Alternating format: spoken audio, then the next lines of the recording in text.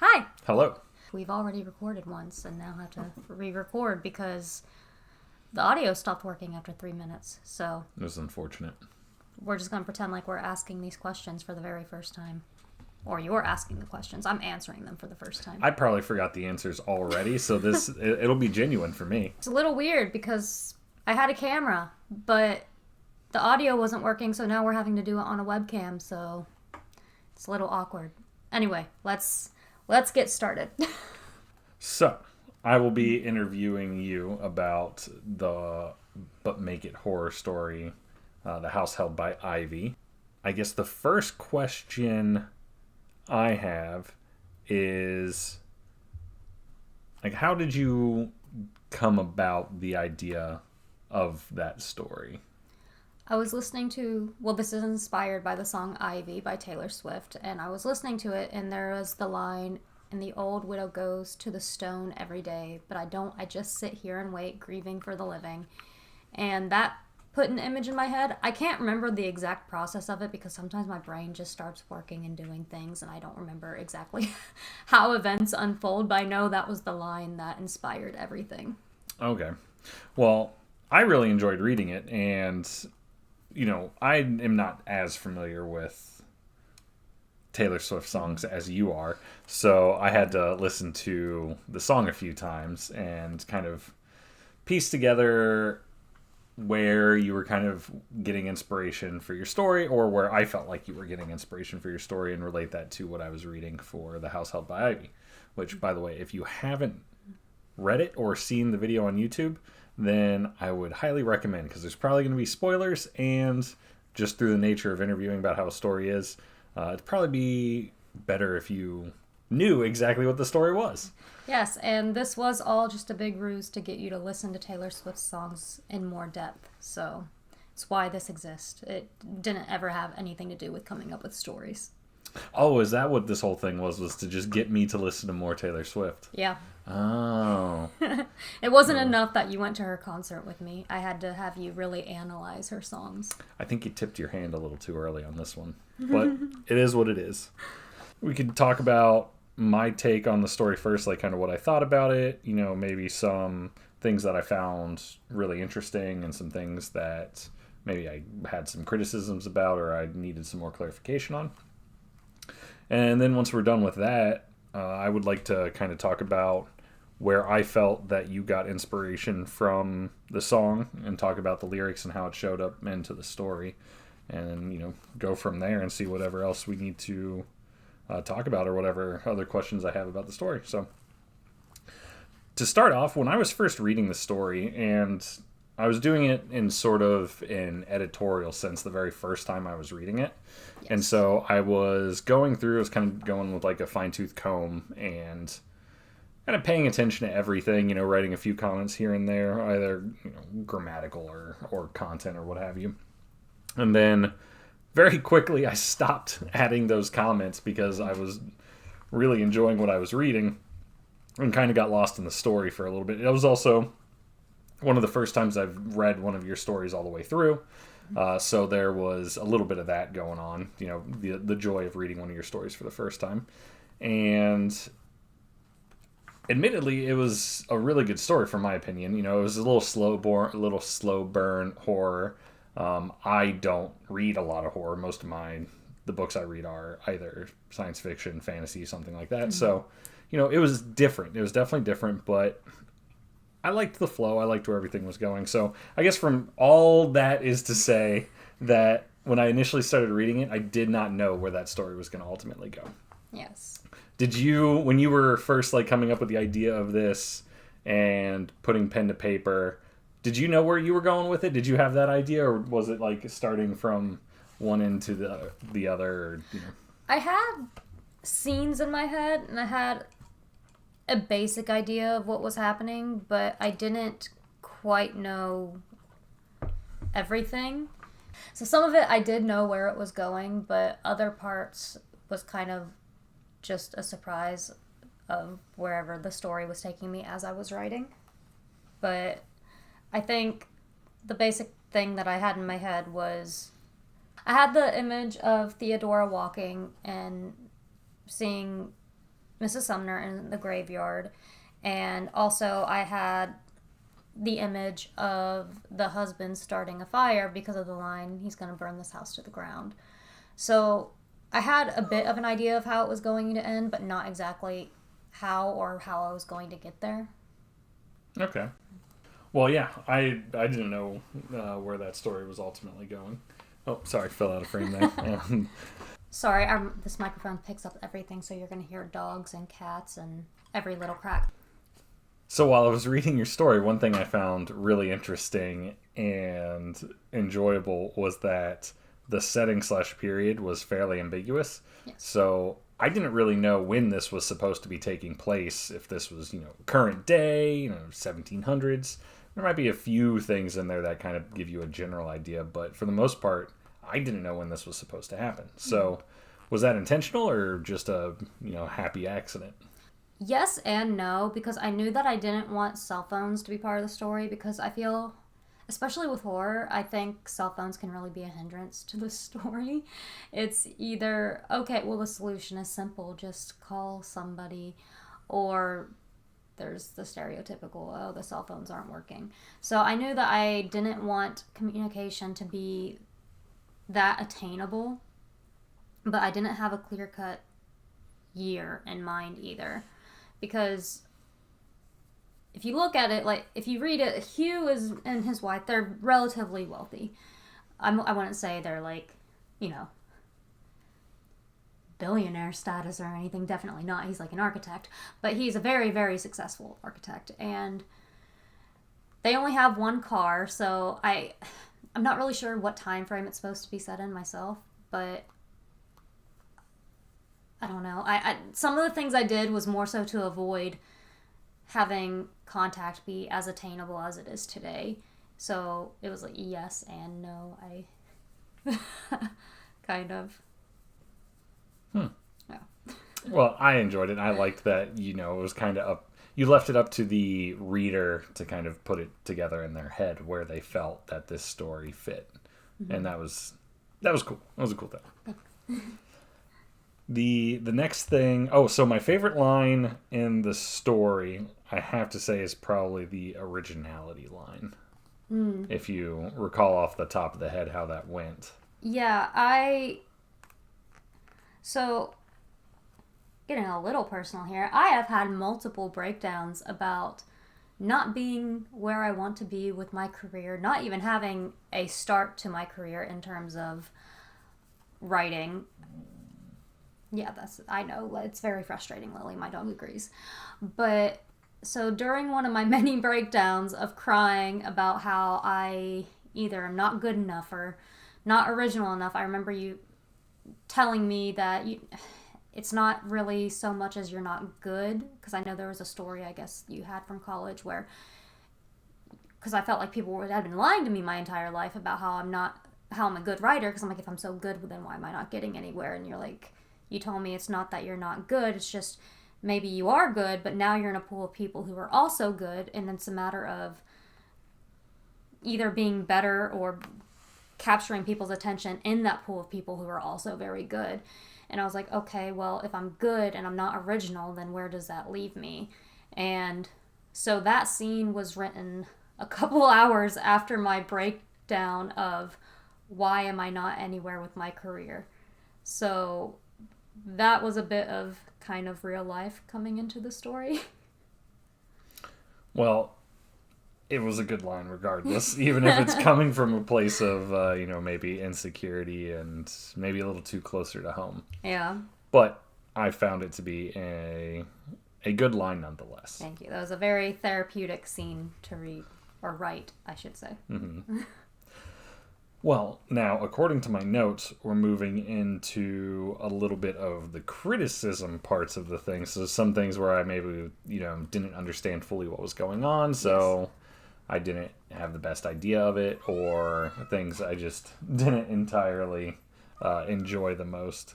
But, sorry for our cat, decided she wanted to participate. We do not have a room dedicated to podcasts where things are soundproof, so unfortunately every single sound is going to come through. And a lot of cuts. So, this isn't going to be like a criticism sandwich where you get a good, then bad, then good. Okay. According to my notes, we're just going right into from what I liked to what I didn't. Oh, okay. Let's go. Yeah. So, my biggest criticism that I had is that I felt that, while it was a slow burn horror show, or not horror show, horror movie. Story. Thank you. Sorry. He got me a little distracted with his paw there. Was that Hugh showed up a little bit quickly at the end. Yes. Because as I was reading, I mean, the story was building, but then again, I do have to keep in mind that it is a short story. Yes. A horror short story, not a 300-page, 400-page book I might be used to. So, but regardless, as I was kind of just getting to know Sebastian and Theodora, that Hugh kind of just all of a sudden was like, "Honey, I'm home." Yeah, that was... So I've only ever written one complete short story in my life, and that was... And I started in high school and finished... went back to in my early 20s and finished it, and I haven't really written a full-length short since then, except for when I was in college and had to write short scripts for film class, and I was never very good at it. So this was my return to attempting short stories, and I realized, because I looked at the word count or how long they typically are. I'm assuming there's always exceptions or little wiggle rooms here and there, but I noticed I was getting very, very... I didn't even have my word count, but just page wise, because I hand wrote the first draft, I was getting very close to probably meeting that cutoff, and I was like, oh crap, I'm so close to this, and I haven't even gotten to the the climax yet. And so that's why everything started happening very quickly. Call it my lack of skill when it comes to writing shorts. So that's kind of what that was. And I went back and I did cut 3 pages before that happened, because it was a rather long short story. That came down to, I think, just kind of... One, I wanted it to... once it started happening, I wanted it to happen quickly, but the reason it happened as quickly as it did was my lack of skill in that area. Oh, I see. Well, regardless, it's not like it was distracting enough from the story or anything. It's not like once I got to that point, all of a sudden I was like, oh, I just can't believe this is happening. It was just something I noticed. Mm-hmm. But given the fact that it is a short story and what you were attempting to do, I guess it makes a little bit more sense. Yes, for a little bit of a... Oh, do you want to read my notes, bud? I can't remember if I said this at the beginning, but I know I just went over how I've never been good with shorts, and this was my return and only my second full short story. So that's kind of what this project is to try to get better writing shorts, and I figured that this was a very good way for me to do it in a way that was fun for me without getting overly frustrated. So that this project is a learning process. Yeah. So the next thing I wanted to talk about, and maybe you can shed some more light on it, is Mrs. Sumner. Yes. So one of the things that I noticed is that when you were reading the story, the initial description of her is that there is heavily alluded to that she is a victim of abuse. Yes. And it's not so much that Theodora herself is a victim of physical abuse. However, there is definitely some allusion to emotional abuse or something just going on. A general unhappiness. Yeah, general unhappiness, and that can come out in many ways. But as the story goes on, Mrs. Sumner is definitely a key part of finding out about the infidelity and everything going on. And she basically turns into, heavily judging and basically ratting on Theodora, if you will. I don't know how she really goes about doing that, but I kind of felt that it was a little weird that, a individual coming from a victim of abuse is not helpful in a way to somebody else who is dealing with maybe something similar. Yes. And I know I spoke to my friend about this story as well, and we didn't really get into that. That was kind of done on purpose. One is because Mrs. Sumner is not human. Her husband never actually existed. It's just like a part that she made up with whatever you want to call her so that she can fit into this town. And what better way to appear helpless and innocent and like this frail old woman is to have been in a relationship that wasn't the greatest.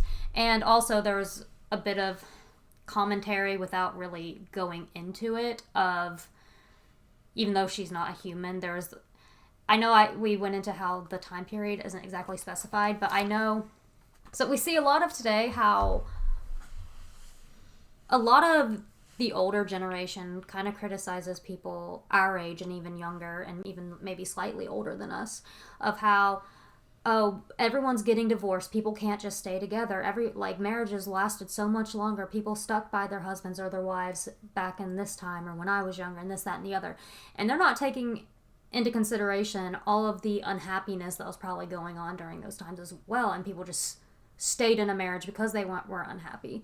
So that was a bit of a commentary on that, of kind of older generations commenting on how people our age or younger or maybe slightly older can't stay with someone and how we're not loyal to someone, when a lot of times why marriages lasted so long for older generations is because they didn't feel like they had another option.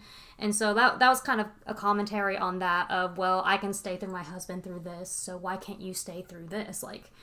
So that was it was a double thing of she needed to look like a helpless, frail woman in the town so no one suspected her of anything.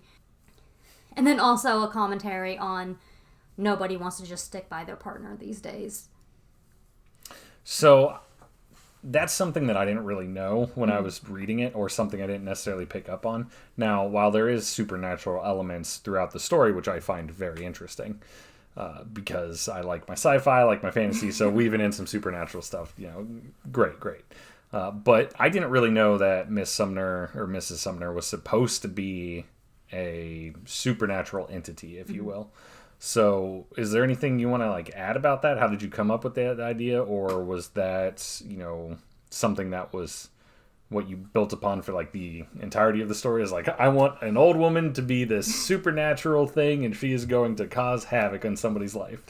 Well, one, she's old because of the line at the beginning of the song, but I don't know if you remember, I'm wanting to say, I can't remember if it was a German film or something else. We watched a movie where the old people were the ones turning. We watched it a couple years ago. Yeah, and they were kind of like the villains, if you will, or the scary people of the movie. And I thought I always like when there are older, I don't know if you want to say villains, but older people who are kind of the antagonist. So I really liked that, and because the line fits so perfectly of the old widow, I didn't want her to just be an old woman. I wanted her to be something terrible and something that will make sense of the downfall other than just gossiping. And so she's not really an old woman. She's I don't know, I'm not going to call her a demon. She's some sort of supernatural entity that takes the form of an old woman and comes into these towns, really integrates herself into them, really pinpoints people's weaknesses, and then uses them against them. Oh, okay. Yeah. And in this particular instance, it was Theodora and her infidelity. Yes. Oh. Well, that leads me to another question. Maybe, is there any plan, anything in your head, possibly reusing characters or themes or something like that? Maybe Mrs. Sumner makes an appearance in another story or something like that. I don't know. I have not thought of that. If it fits with a story later on, I might, but that's not something I've thought of. But maybe you need to make the whole Taylor Swift but make it horror universe. Be like the way Stephen King's everything's related in some aspect, some various thing, kind of linking them all together. Oh, she looks like a demon on the camera. If I could Speaking of demons, if I could pull that off, I would love to. As of right now, I'm just listening to Taylor Swift songs, and if I find inspiration for a horror story, then that's what's happening. But if I'm able to pull that off in other stories, I will keep that in mind. Okay. Yeah, I don't know, just the thing that came to me. Sorry, our animals are just all wanting all the attention at all at the same time.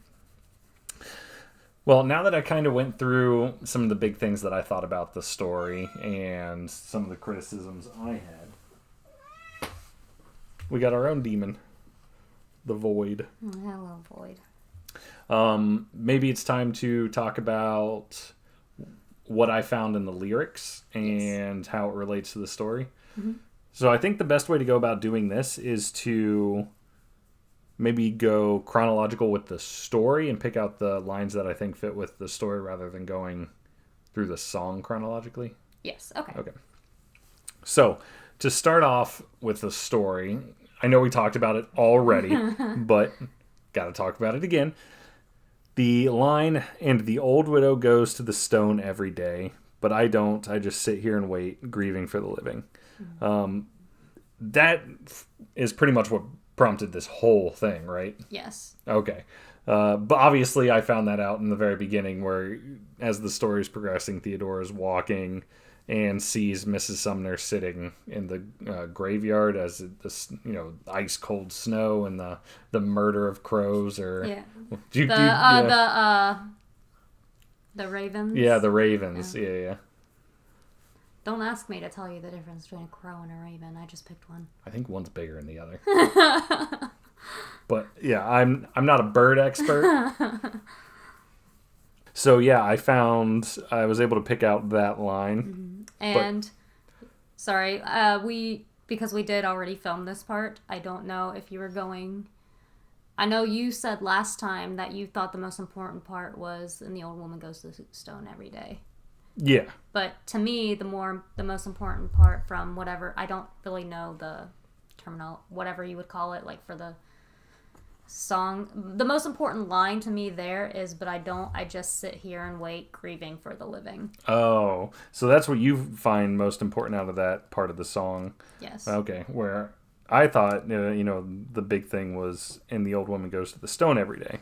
But for you, it's the other two. The "but I sit here and wait, grieving for the living." Yes, because that kind of starts the whole story of, okay, she's in this unhappy marriage, and that's why I'm trying to think of the line that it was when she goes into the kitchen and he's pouring himself a drink. Mm-hmm. She says, there's something, I can't remember the exact wording of how it was then that she understood why Mrs. Sumner went to the grave every day, even if Mr. Sumner was a nasty old man, even if he was more than that. There's a part of her that would always love the good parts of him, just as Theodora would always love the old Hugh. So you have the parallel of the woman grieving a dead husband, or supposedly in the story anyway. Mm-hmm. In the song, yes, and the story, supposedly. Mm-hmm. And then you have the woman who is, her husband is still alive, but she doesn't feel like she has him anymore. Like, she's already lost him. So she's very much so grieving for something that, in a physical sense, is right there in front of her, but not really there. I see. And that's what prompts everything else in the story. I see. Well, that's interesting to hear because, I didn't pick that up initially. But then again, I don't normally dive deep into picking out the meanings in songs or stories in the first place. So this is really my first time trying to look at something a little bit more analytical, at least when it comes to a story. Mm-hmm. So that was the first line I picked out that related to the story. And then after that, I believe it is, I think it's, and your, no, here, my bad. I'd have to think a little bit about where everything was placed in. "Your touch brought forth an incandescent glow, tarnished but so grand." Mm-hmm. So I believe that's when you first see, or not see, but read that Theodora holds or gets to like embrace Sebastian. Yes. And that's where I kind of got the whole, obviously she's very happy to be able to hold him and see him. So the touch, those two being able to touch brought forth an incandescent glow. They were very happy. But because it is infidelity, it's cheating, it's tarnished, but still it's awesome. Yes. Because, the whole forbidden fruit thing. Mm-hmm. So I don't know if there's any more to that you want to... That one was pretty pretty on the nose. Yeah, even though I'm not that great at picking things out. Some things are a little bit more in your face than others, and that was one of them.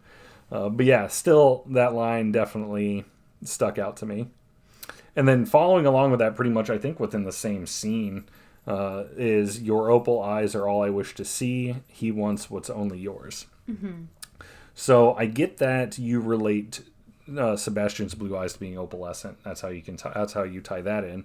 Yes. But, and maybe you can clear this up for me because I don't really know, is the line, he wants what's only yours. Mm-hmm. I could take that a couple different ways, in the sense that he wants what's only yours. He being Sebastian wants what is supposedly her husband, or Hugh. Or that because there is no more love anymore between Theodora and Hugh, that Hugh wants what now Sebastian believes is his, which is Theodora's love. Which one is it? Is it both? I don't know. Maybe you have a better grasp on how that relates to things. I mean, I think you can look at it as both ways. I think either or kind of works. When I was writing, though, it was more so the line, he wants what's only yours, is Hugh wants what is Sebastian's, which is Theodora's love, mm-hmm. because he no longer has that part of her anymore. And I mean, it could really work both ways. I was thinking of it, like, what I just said is how I was thinking of it when I was writing it, but it could really go both ways. Okay. Yeah, I know as I was listening to the song and reading the lyrics and thinking about what I read in the story, I couldn't entirely figure out which one you were trying to mean. But that's good that I was able to go both ways. Sorry, I poked you in your face there, bud. So, yeah, those lines are mostly about Theodora and Sebastian. But, what's it called when... The chorus. The chorus of the song, yes. Sorry. I couldn't remember what it was.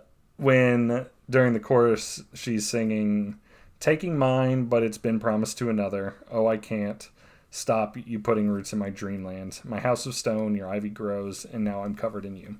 So that starts off, the first bit talking about Theodora and Sebastian. I mean, it's going to be a very common thing of those two. Mm-hmm. But the putting the roots in the dreamland. So during this time, it's kind of the middle of the story, and there's a lot of discussion, or maybe not a lot of discussion, but definitely some hints dropped here and there about the ivy growing, or noticeably growing.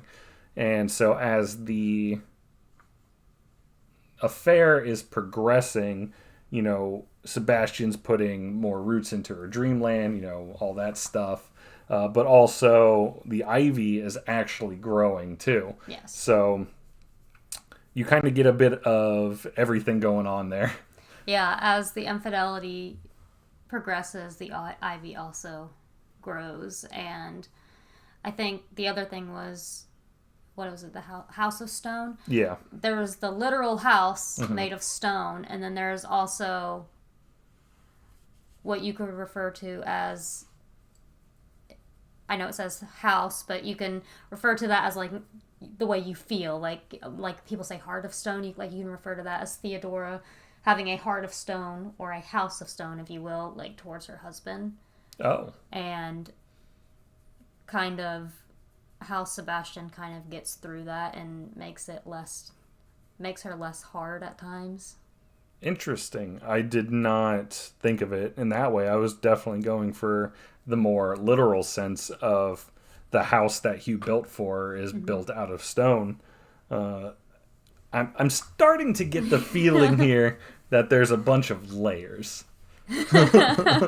That there's more than just one way to look at things, one way to take things, and that you intentionally did that so that or maybe the reader could find multiple things that however they got the story. Yeah. Well, I have no idea. Obviously, I don't know Taylor Swift, unfortunately. So I don't know what her intentions writing it were, but I got double meanings out of a lot of lines in the song, whether there actually are double meanings or not. I tend to sometimes, without even meaning to, it's just my brain just goes certain places, and sometimes I just think there's a double meaning, and maybe the artist who writes the song is sitting there listening to fan theories, and they're just like, no, but like, okay, if you want to think that.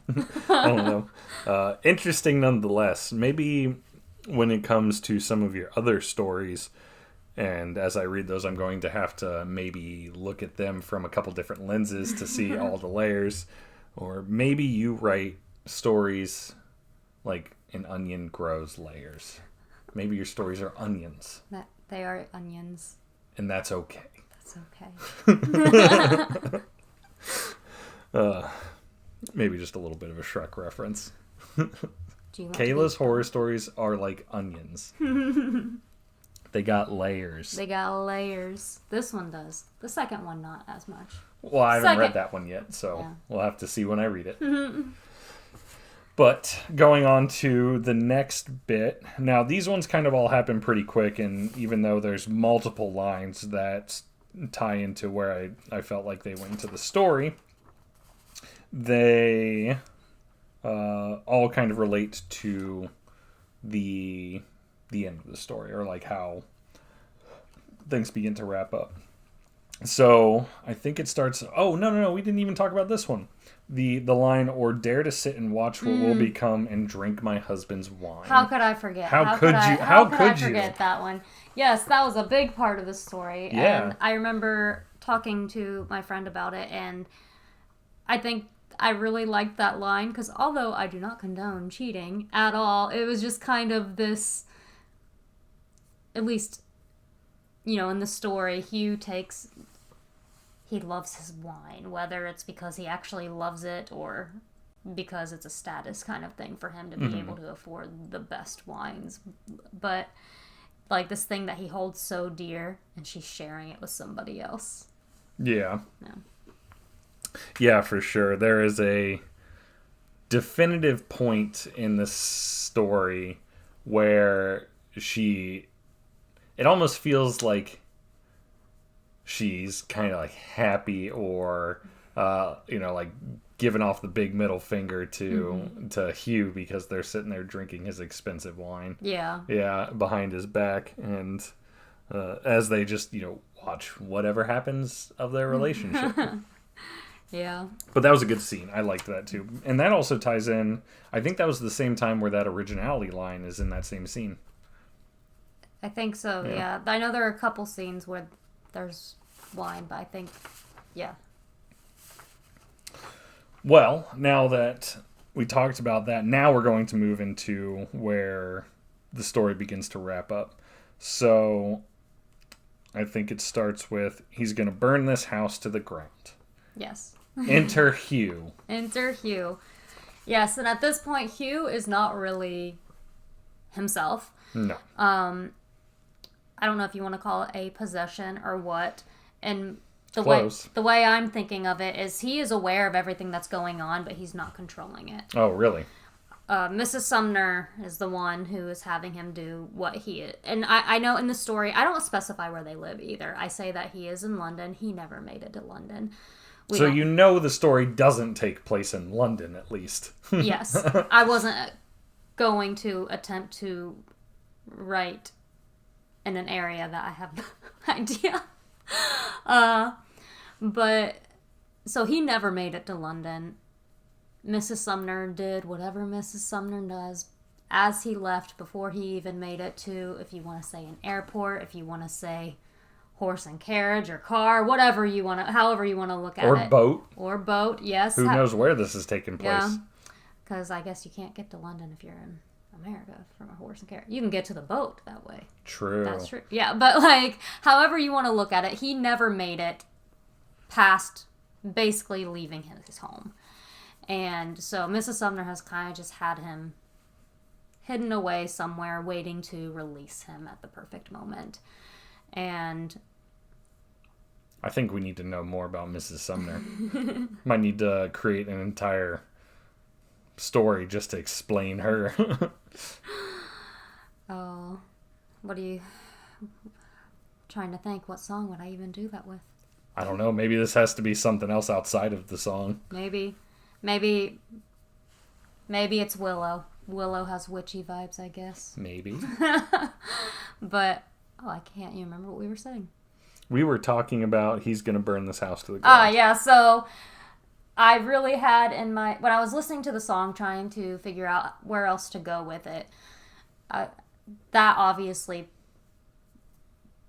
jumped out, because that is I'm trying to write horror, and that is one of the key elements of, that could be taken literally, because yes, he's going to burn this house to the ground, as in he finds out about the infidelity and their household crumbles. So there's that, and then there's also taking it a step further and making it literal and burning the house to the ground. Yeah, I definitely saw the more literal side of things. So, the last bit, it's a fire, it's a goddamn blaze in the dark, and you started it, so it's a war, it's the goddamn fight of my life, and you started it. Yes. So there's a couple things here I picked out, if you would indulge me. Okay. So, obviously it's a fire, because there is a literal fire raging on in the house. Yes. So that makes sense. Sorry, there's a fire in the house. A fire, a whole, just blazing heat of emotion. Mm-hmm.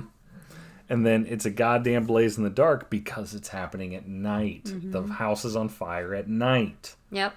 Wow. And that's where the little fireballs came in, when Sebastian and Theodora are in the hallway in the fire. That's where that came from. Blaze in the dark. Oh, okay. Now, here's where things get a little interesting. And you started it. So it's a war. Well, it sounds like she is saying Hugh started it. Yes. I don't think Hugh explicitly started it. The fire or the situation? Both. Well, he didn't. He physically started the fire. He didn't have... Well, did he knock something over, or did he actually pick it up and smash something? He actually took the step to it was a purposeful thing. Oh, okay. That happened. It's been a few days since I've read that bit. And then when the line, you started it, in the song, I was interpreting it as the infidelity was happening because the other person made her so unhappy. Well, don't you think she is... has some blame in this? For sure. But I think when you are in a situation, especially where you're very unhappy and you feel trapped, because in the story I specified that she couldn't get a divorce because her parents would shame her, and if she did, she would need to be able to leave town, which is why there was that mention of, though the thing that drove her and her husband apart was not necessarily him making money, but the way he changed as he started making money. And so this thing that drove them apart is also this thing that she needs, which is money, so that she can flee town, and not if she were to leave her husband. And by saying you started it, in her head, he started this whole thing by changing, by basically just trying to keep up and impress everybody else in his new circle. And it is definitely not just a one-sided kind of thing. She's contributing to it as well. Sure, her parents would have shamed her, and especially, since I don't specify the time period, it's a lot more difficult to get divorced. Sure. But she also does have free will and has the ability to make the choice to have people whisper about her and be disappointed in her, versus staying in a relationship that she's not happy in. But I think that when you're in that situation and you feel... It's not to say that you're not a victim at all, but when you feel like you've been done wrong because this person is not the person that you fell in love with, I think you do kind of develop this victim's mentality of, well, I wouldn't be doing this if you didn't do this. And it's kind of the cycle of just a toxic relationship of constantly putting blame on the other person when, is there a legit reason why this person feels this way? Yes. And is there something that started it all? Yes. But it still takes two people for a relationship to work.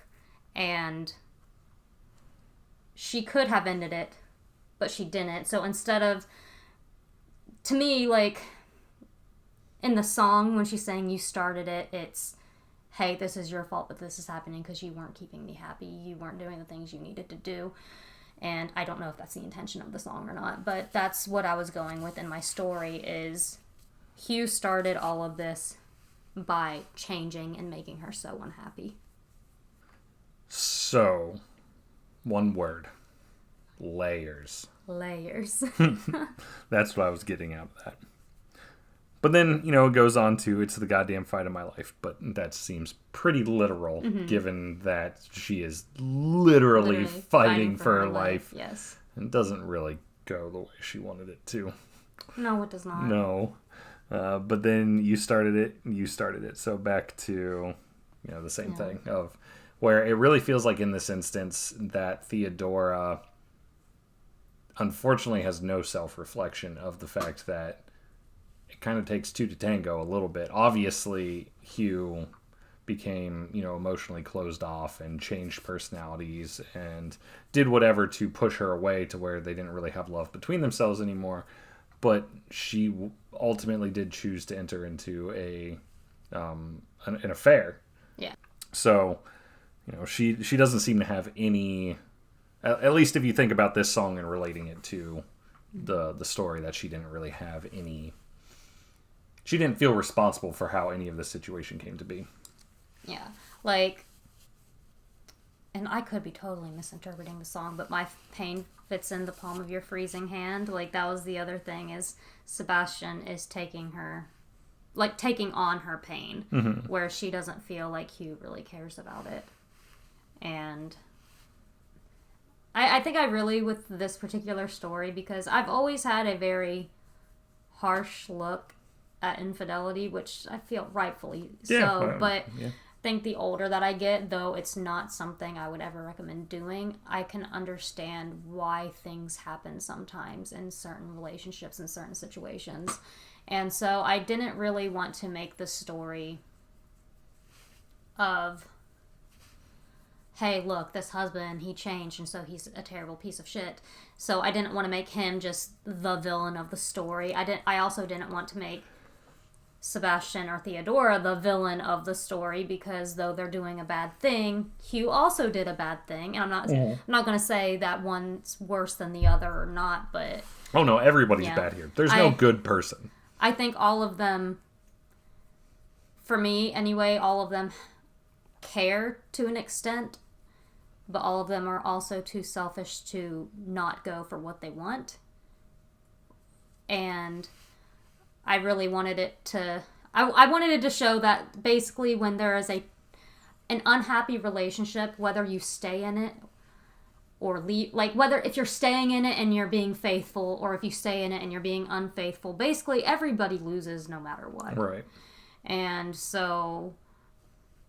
it's kind of why everybody kind of bit the dust at the end, is I didn't... Except for the non-living supernatural entity that is Mrs. Sumner. Yeah, I kind of wanted to show that kind of everybody... Sometimes there is no clear villain, though we think that there is. There's 4 villains in this story. So, and I think sometimes people are just people, and they make mistakes, and I wanted to show that sometimes you can't just point the finger at one person, and sometimes everybody suffers. But sometimes you can point the finger at Ryu.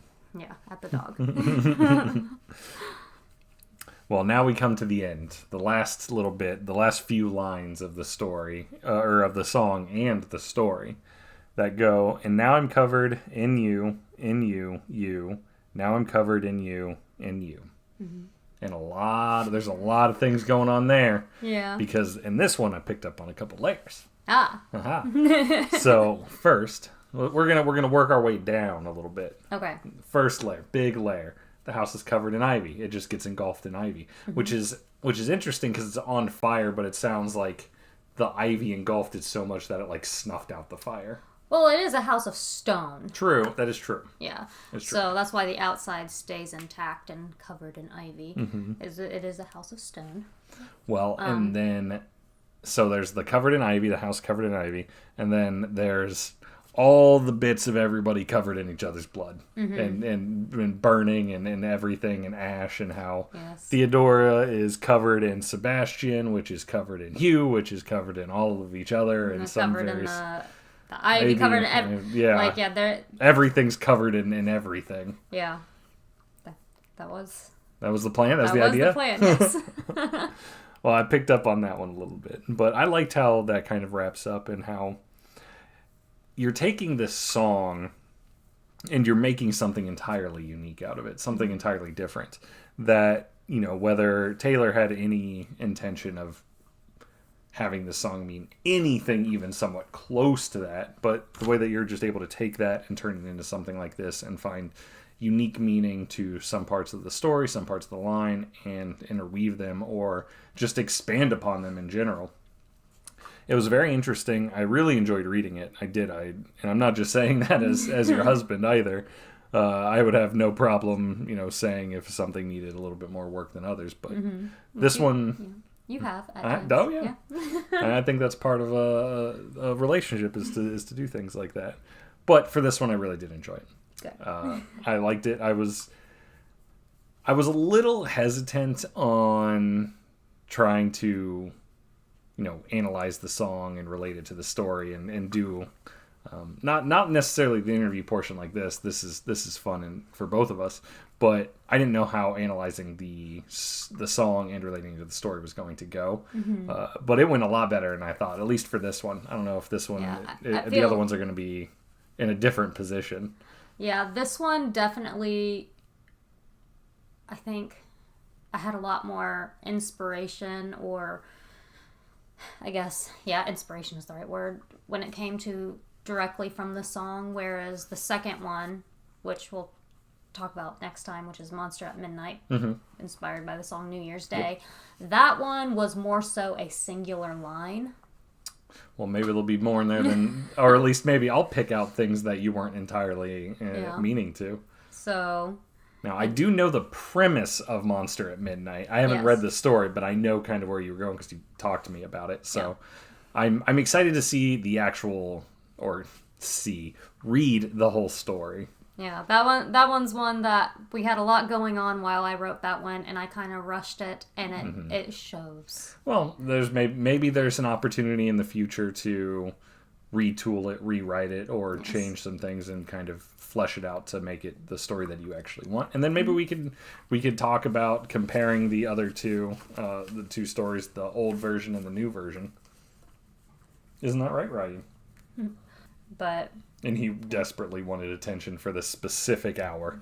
Yes, he never wants on our laps when we're at the computer, but he wanted this time, so that's what's happening. That's what he That's why gets. you're hearing all this shuffling around. But, yeah. So if you haven't seen or listened to Kayla read her story, The House Held by Ivy, then absolutely go do it, and it's enjoyable. Thank you all for taking the time to watch and or listen to us and having me interview Kayla with her story. It's been very enjoyable for me. I got to connect a little bit more on some things that you find interesting and be a part of your writing journey in life. So I very much enjoy it. Thank you. Thank you so much for doing this with me. No problem at all. All right, and I think that probably just about does it for right now. Yeah. All right. Have a good day, evening, or morning whenever you're listening to this. All right, and I guess we will see you in the next one. Bye.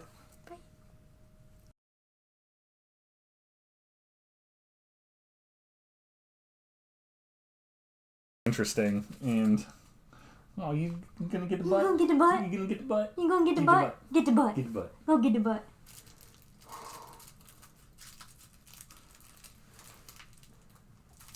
Get the butt. Get the butt. This is more important than... You get it, baby boy. You's big and bad. You get it.